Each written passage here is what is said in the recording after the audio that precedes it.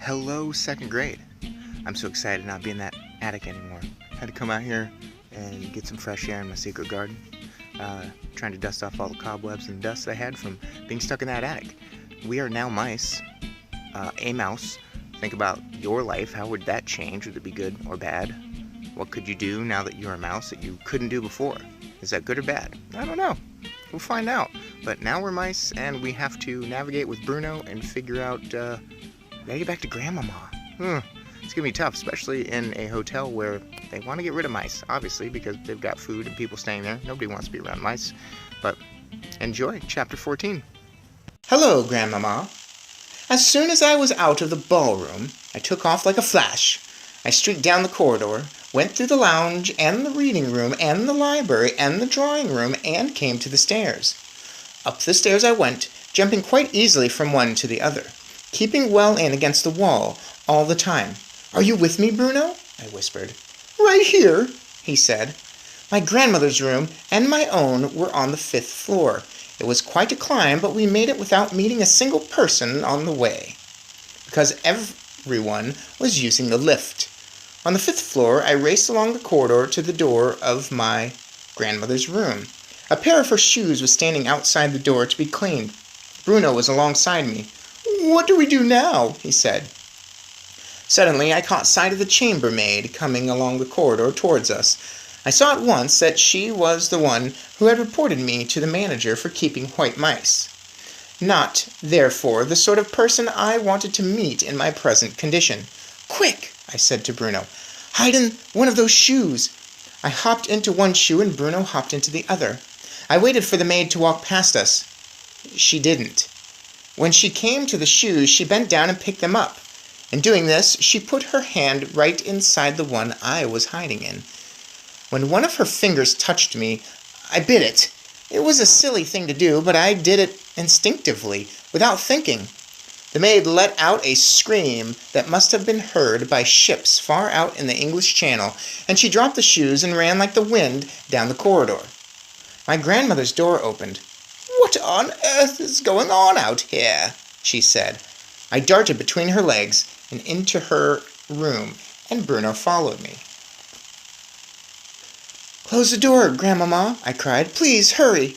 She looked around and saw 2 small brown mice on the carpet. "Please close it," I said.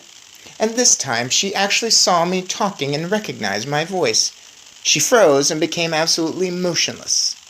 Every part of her body, her fingers and hands and arms and head, became suddenly as stiff as a marble statue. Her face turned even paler than marble, and her eyes were stretched so wide I could see the whites all around them. Then she started to tremble. I thought she was going to faint and fall over. "Please, close the door quickly, Grandmama," I said. "That awful maid might come in." She somehow managed to gather herself together enough to close the door. She leaned against it, staring down at me, white-faced and shaking all over. I saw tears beginning to come out of her eyes and go dribbling down her cheeks. "Don't cry, Grandmama," I said. "Things could be a lot worse. I did get away from them. I'm still alive, and so is Bruno." Very slowly, she bent down and picked me up with one hand. Then she picked Bruno up with the other and put us both on the table. There was a bowl of bananas in the center of the table, and Bruno jumped straight into it and began tearing away with his teeth at one of the banana skins to get at the fruit inside. My grandmother grasped the arm of her chair to steady herself, but her eyes never left me. "Sit down, dear Grandmama," I said. She collapsed into her chair. "Oh, my darling," she murmured, and now the tears were really streaming down her cheeks. "Oh, my poor sweet darling, what have they done to you?" "I know what they've done, Grandmama, and I know what I am. But the funny thing is that I don't honestly feel especially bad about it. I don't even feel angry. In fact, I feel rather good. I know I'm not a boy any longer, and I never will be again, but I'll be quite all right as long as there's always you to look after me." I was not just trying to console her.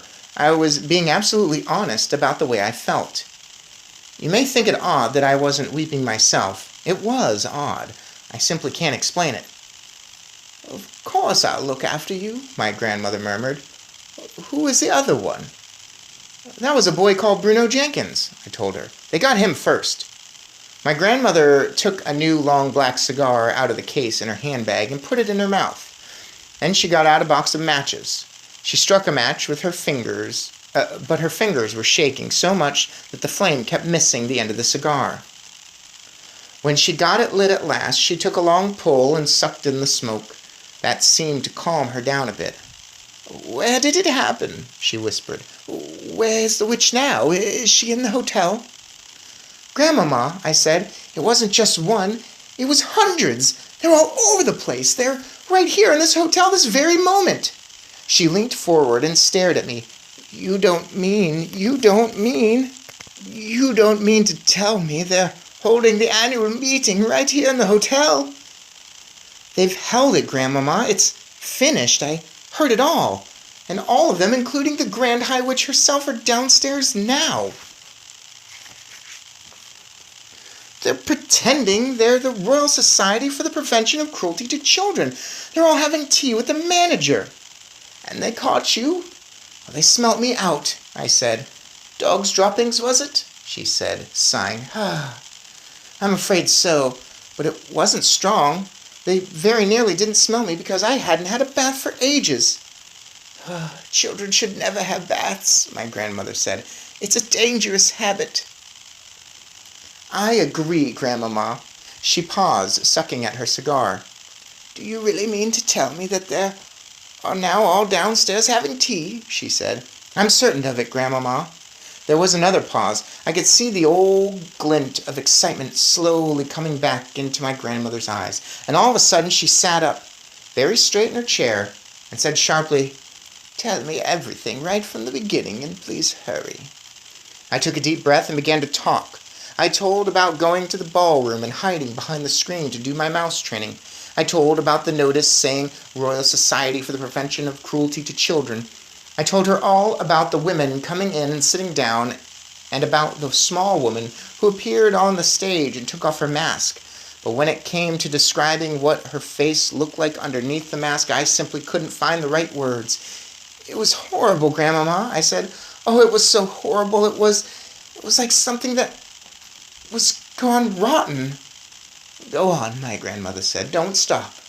Then I told her about all the others taking off their wigs and their gloves and their shoes, and how I saw before me a sea of bald, pimply heads, and how the women's figures had little claws and how their feet had no toes. That was a close one. So we made it to Grandmama's, and we've had to explain her everything, and we'd sneak inside a shoe, which I think we almost got stomped on. That was not good. Imagine out there in the world, even if you like mice and you have pet mice, there's still a lot of people that when they see a mouse out there running around, it's not good. It's not good for them. It's not good for the mouse. So good luck out there, all my mouse kids who are struggling to stay alive in a human world as a mouse. But hopefully Grandmama has a plan. We're still surrounded by these witches. We gotta do something. This isn't right. And poor Bruno. Poor everybody. I don't know our name yet. What is our name? Yikes. Well, see you in the next episode.